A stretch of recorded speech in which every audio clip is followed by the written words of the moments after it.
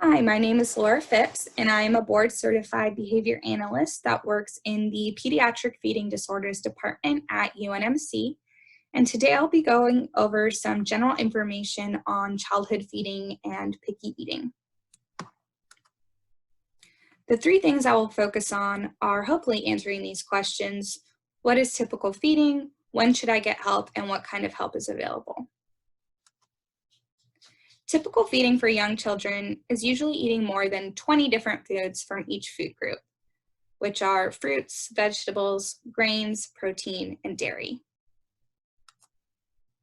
This chart is a good starting point to consider if your child may need some more variety in their diet.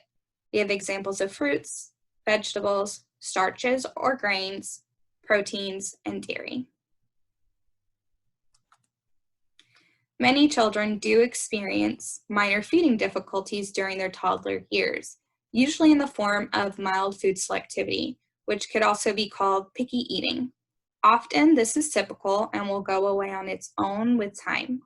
If your child is eating at least 20 foods, then this is a good sign. However, there is a point where these behaviors go beyond just picky eating and become food selectivity. Food selectivity is the most common feeding difficulty for children with autism spectrum disorder. Food selectivity means that the child is not eating enough variety to get all the nutrients he or she needs, even if weight is not a concern.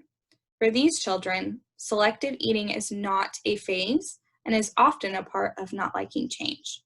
So we usually say that eating less than 20 different foods is a red flag. Some children start showing difficulties with feeding when it is time to transition from baby food to regular table texture food, and they may continue to prefer baby food or creamy foods.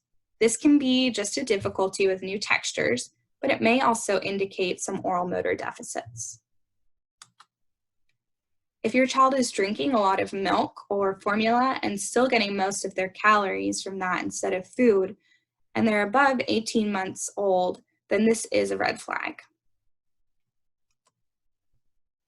Children with feeding difficulties will likely have more extreme reactions to non-preferred or new novel foods, such as throwing foods, long tantrums, problem behavior like aggression or self-injury.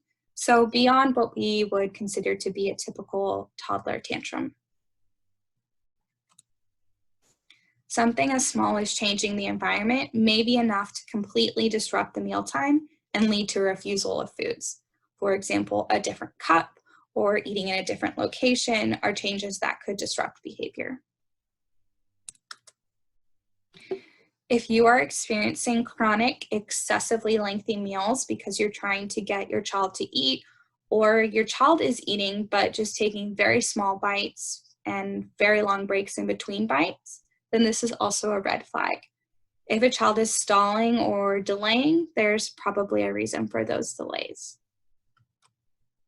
And finally, a child with feeding difficulties will not eat foods even when they are hungry.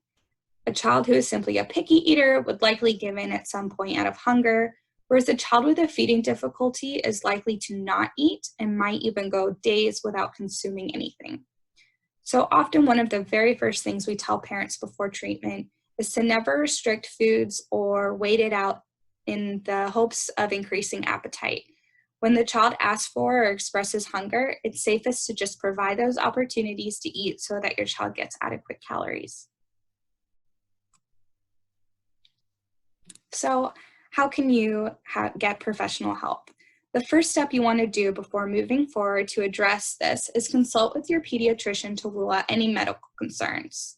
We have seen a huge rise in allergies lately, and sometimes kids cannot tell us if a certain food is making them sick. But that can be the origin of a feeding disorder because pain or discomfort becomes associated with eating. Your child's pediatrician will be able to recommend if any testing should be done. Another important step to take is to rule out any oral motor deficits. Your child may eat regular table food, so you would assume he or she does not have any deficits, but he or she may not really be chewing, and it can be difficult to tell. Some children don't know how to move food over to their teeth, or some children just suck or mash foods with their tongue instead of chewing.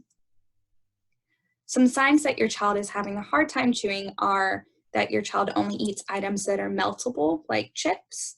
It takes your child a long time to eat table texture foods. Your child spits out or holds it in their cheeks. Or your child will only eat a little of the items that are chewy, even of preferred items like chicken nuggets. To rule out oral motor deficits, you'll want to consult with a speech therapist or OT, occupational therapist.